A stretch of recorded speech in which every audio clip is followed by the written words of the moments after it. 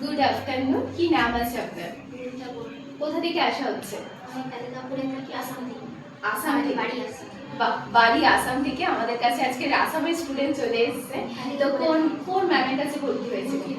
ভর্তি ম্যামের কাছে ভর্তি হয়েছিলেন। তো অ্যাডমিশন কি অফিসে এসে হয়েছিলেন?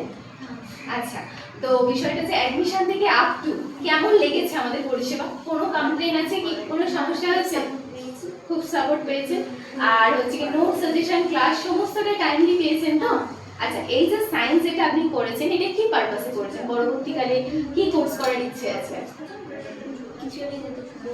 যাতে প্রফেশনাল কোনো কোর্স করা যায় সেই জন্য।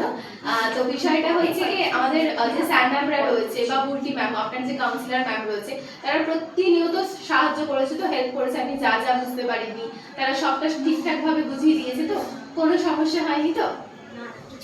আচ্ছা, তো আপনার ধরুন আসামে যারা রয়েছে তারা যদি কখনো কোনো কোর্স করতে চায়, হালদার গ্রুপকে সাজেস্ট করবেন তো? নিঃসন্দেহে তারা ভর্তি হতে পারে তো এখানে কোনো সমস্যা ছাড়া?